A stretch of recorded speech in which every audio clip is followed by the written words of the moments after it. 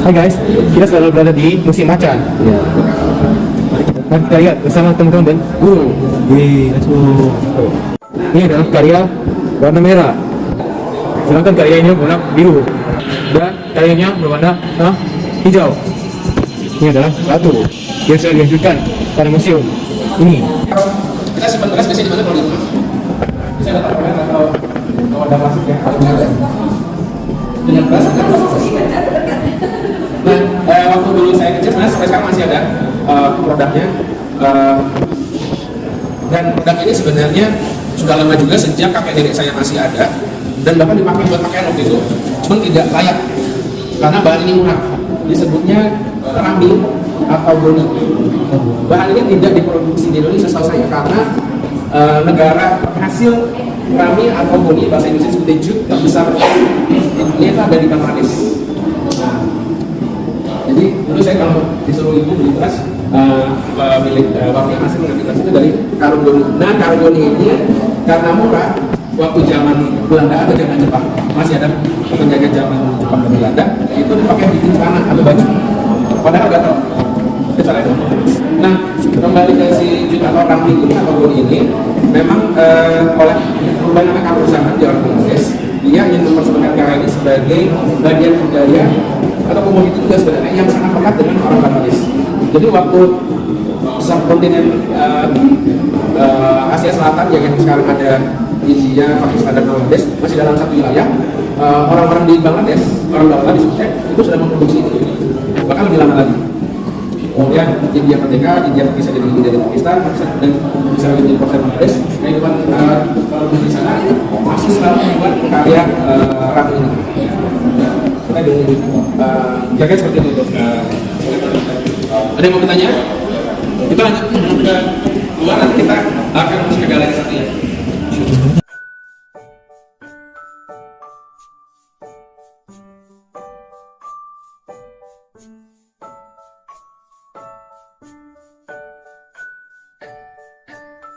Ada yang mau kembali dulu sebelum kita lanjut ke galeri satu? Ya. Halo Tadito. Halo. Halo Mida.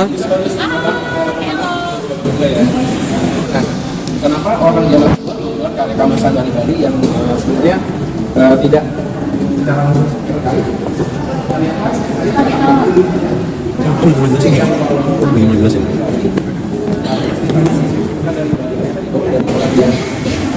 Dibuat menjadi terpisah atau satu persatu dalam bentuk wayang. Wayangnya ini dibuat dalam satu cerita tentang sebenarnya sejarah kemerdekaan Indonesia. Tapi sedikit yang mungkin kita tahu bahwa kita merdeka tahun 45, tapi sebenarnya usaha untuk kita merdeka itu tidak terjadi di tahun itu saja ya. Teman-teman belajar lah, saya akan belajar kemerdekaan negara itu sudah dirintis beberapa tahun belakangan gitu, termasuk di Indonesia. Jadi kita merdeka tahun 45, tapi 20 tahun sebelumnya itu sudah ada perintisan usaha kemerdekaan yang dilakukan oleh orang-orang Indonesia sebelum di Indonesia di beberapa wilayah. Tapi usahanya ini gagal karena kurang matang.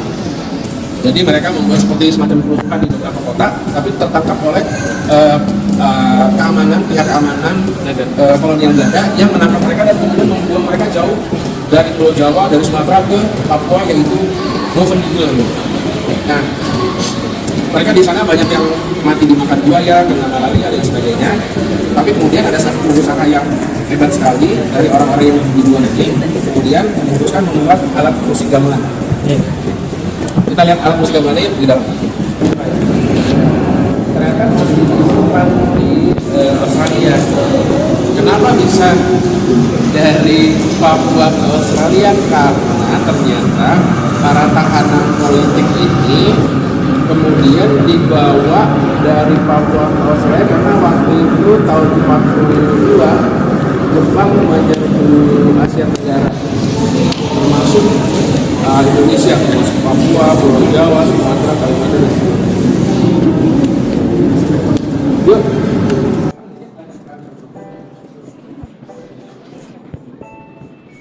Oke, sebelum kita ke wayang, di sini kita ada juga kelas yang karpet, tapi yang lebih chemistry.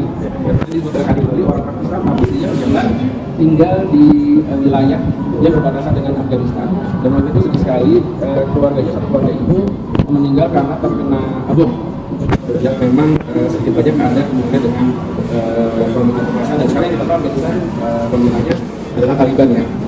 Dan kalau kita lihat di dua teks ini memang ceritanya berbeda. Teks ini khusus bercerita sebenarnya bagaimana kita bisa memahami Afghanistan atau latar belakang cerita Persia dalam satu kali melihat saja sebetulnya. Ada yang tahu Phoenix, gunung api yang dalam hikayat orang Persia tradisinya disebutnya Simurg. Simurg itu seperti dewi kebijaksanaan yang bisa memberikan perlindungan kepada siapa saja yang ingin memuaskan perlindungan. Gunung-gunung dekat Simurg itu mencari perlindungan. Ini kita ada tenda. Sebenarnya tenda ini melambangkan dari unsur kekuasaan yang menyatukan semua unsur orang-orang yang bisa. Jadi kita bisa lihat di bawah tenda ini berbagai macam orang dengan berbagai macam tradisi dan agama. Tapi ada satu patung Buddha yang kemudian seolah-olah seperti ada noda darahnya. Karena kalau teman-teman belajar juga di tahun 2001 ada situs patung Buddha yang besar di Afghanistan yang kemudian seperti dipakat di gunung, di dalam gunung. Itu dimusnahkan dengan cara dibom oleh Taliban tahun 2001.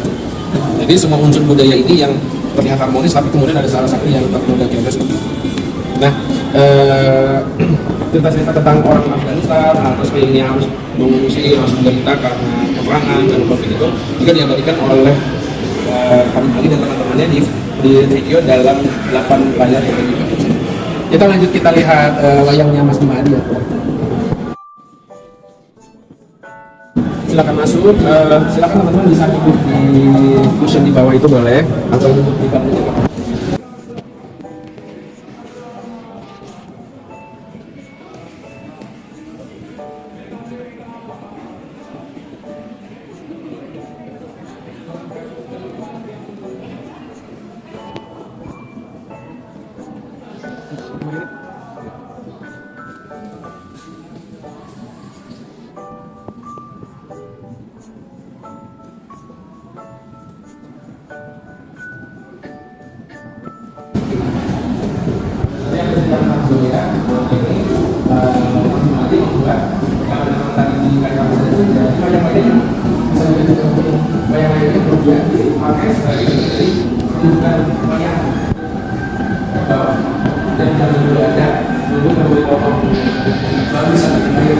Sekarang kita pakai kertas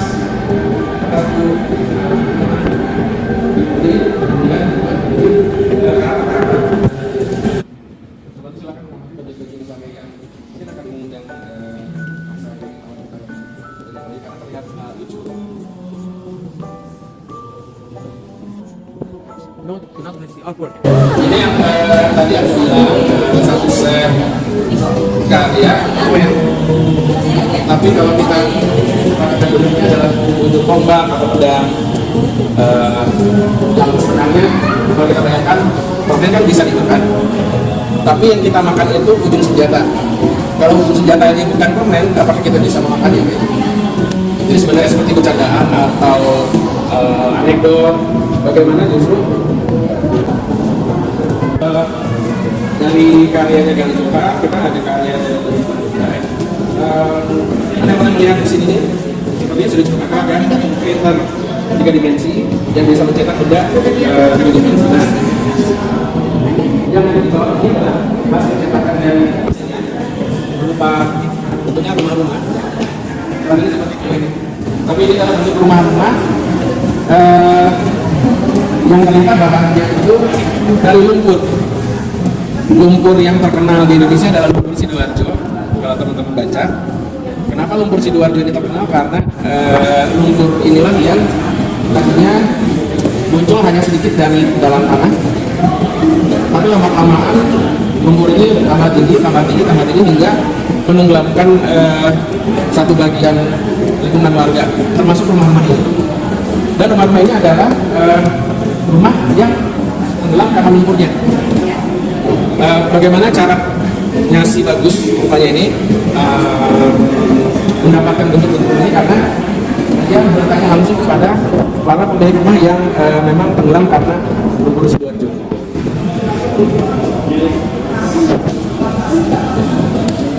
Kita lanjut ke bagian dalam itu. Unsur Satria Mandala sudah pernah. Di sini dia ada satu cerita misalnya peperangan pertempuran Ambarawa. Itu figur-figur orang seperti ini. Nanti disebutnya diorama. Diorama ini ada di yang khusus bagian pertama dan sudah banyak ya diorama ini. Itu ada juga ya. Saya nggak tahu membuatnya sama atau enggak. Saya nggak tahu. Kalau yang di Monas membuatnya ini yang dari Bekasi. Kita lanjut ke dalam ya.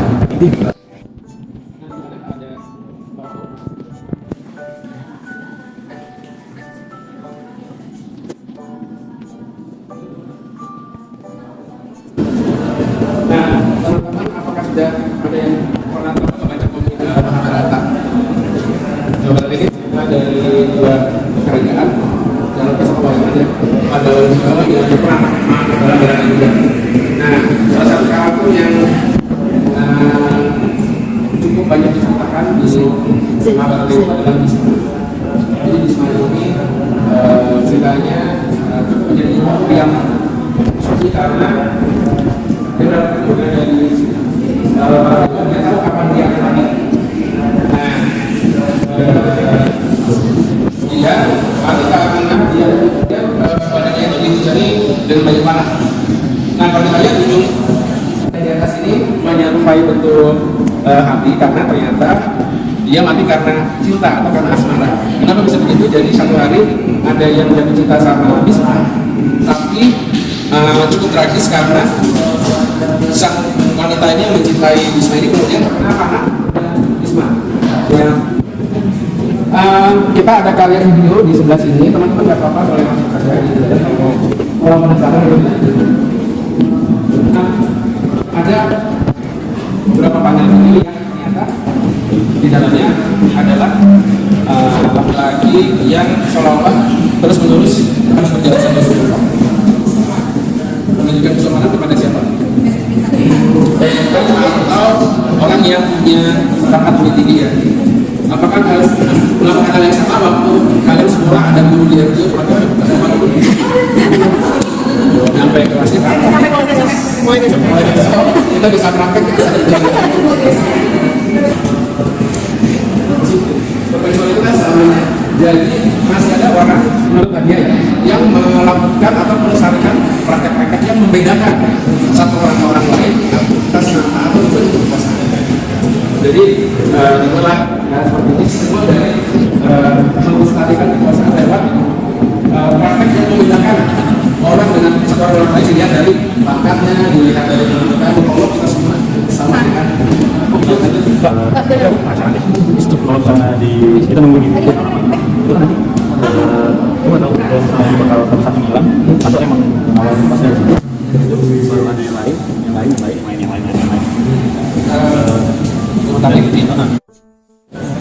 Terima kasih teman-teman sudah menonton. Kita bertemu lagi di Musim Macan. Dadah.